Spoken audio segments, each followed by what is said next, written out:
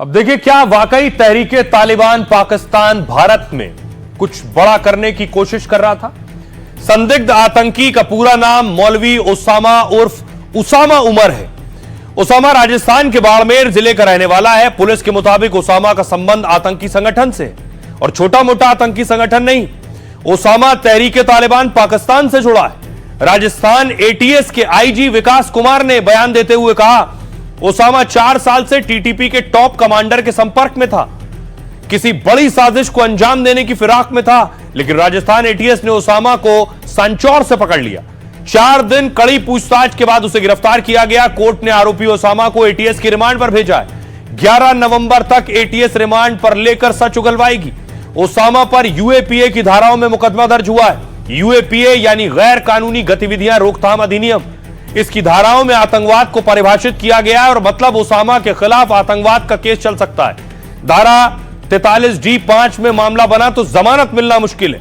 दावा है संदिग्ध आतंकी उसामा कई लोगों का ब्रेन वॉश कर रहा था, बॉर्डर एरिया के लोगों को टीटीपी से जुड़ने के लिए दबाव बना रहा था, यानी जिहाद के नाम पर टीटीपी का नेटवर्क फैलाने में लगा था। इंटरनेट कॉलिंग से टॉप आतंकी कमांडरों से संपर्क में था। तभी सुरक्षा एजेंसी एक्टिव हुई और 4 जिलों में छापा मारा। फंसने के डर से उसामा देश से भागने की फिराक में था। दुबई के रास्ते अफगानिस्तान जाने की प्लानिंग में जुटा था, लेकिन वक्त रहते उसामा को एटीएस ने दबोच लिया। उसके बाद से 2 फोन भी बरामद हुए जिनकी जांच की जा रही है।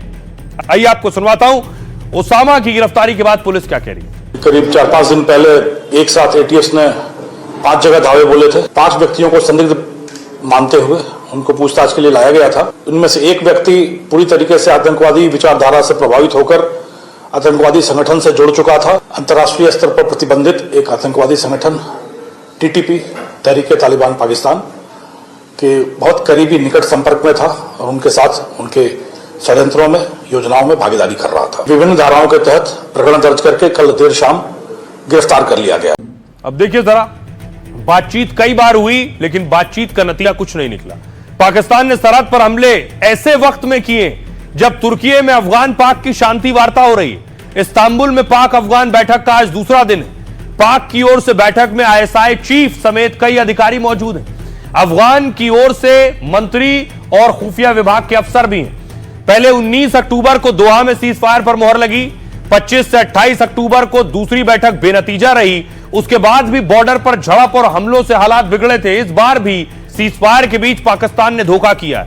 अफगान का दावा है कि पाकिस्तानी सेना ने गोले दागे। दक्षिणी कंधार प्रांत के स्पिन बोल्डक में फायरिंग हुई है। बॉर्डर पर गोलीबारी और मोर्टार दागने से 5 लोगों की मौत हुई। जाहिर है पाक नापाक साजिश से शांति वार्ता पर असर पड़ेगा, क्योंकि तुर्की और कतर के कहने पर दोनों देश बात कर रहे हैं, लेकिन मध्यस्थ देशों ने पहले ही संयम बरतने को कहा है। लेकिन बैठक के दौरान ही हमले और धमकियां दी जा रही हैं। पाक के रक्षा मंत्री ख्वाजा आसिफ ने बैठक से पहले कह दिया, तालिबान शांति के लिए नहीं माना तो फिर जंग होगी। लेकिन पाकिस्तानी नेता परमाणु बम निकालने को उकसा रहे हैं। खैबर के नेता ने ख्वाजा को लताड़ कर परमाणु बम याद दिला दिया है। अब सोचिए जरा ये सब क्यों हो रहा है, क्योंकि एक शख्स है पाकिस्तान में जो सिर्फ अपनी ताकत बढ़ा रहा है। वो शख्स खुद को सुप्रीम पावर बनाना चाहता है, वो कोई और नहीं, असीम मुनीर है। असीम मुनीर फील्ड मार्शल बन चुका और फील्ड मार्शल बनने के बाद अब सुप्रीम लीडर बनने की तैयारी में है मुनीर, कि पूरा पाकिस्तान उसके उंगलियों पर नाचेगा। मुनीर को पाकिस्तान का मुखिया बनाने की तैयारी हो रही है। शाहबाज सरकार पाकिस्तानी संसद में नया कानून बनाएगी।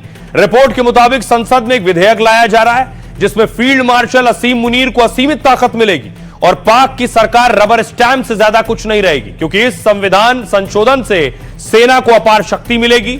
मुनीर सीडीएफ यानी रक्षा बलों का कमांडर बनने वाला है। पाक का 27वां संविधान संशोधन सशस्त्र बलों की नियुक्ति पर है और इसके मुताबिक फील्ड मार्शल का पद 5 साल के लिए होगा, जिससे यह प्रधानमंत्री और राष्ट्रपति के समकक्ष हो जाएगा।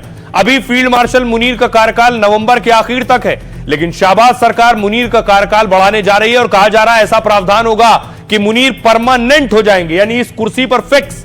साथ ही फील्ड मार्शल ही सेना प्रमुखों की नियुक्ति भी करेगा। मुनीर को कानूनी या राजनीतिक चुनौतियों से छूट भी मिलेगी। मतलब अब तक तो मुनीर पर्दे के पीछे से सरकार चला रहा था, मगर अब संवैधानिक तरीके से उसे अपार शक्तियां मिलेंगी। यह ऐसे वक्त में हो रहा है जब भारत बॉर्डर पर बड़ी वॉर ड्रिल कर रहा है और मुनीर ने भी पाक सेनाओं को रेड अलर्ट जारी कर दिया है। कहा जा रहा है कि डर के मारे मुनीर पल पल की रिपोर्ट ले रहा है। सुनिए जरा एक्सपर्ट्स क्या कह रहे हैं। कौन सियासी जमात है? उस सियासी जमात का नाम है ISI।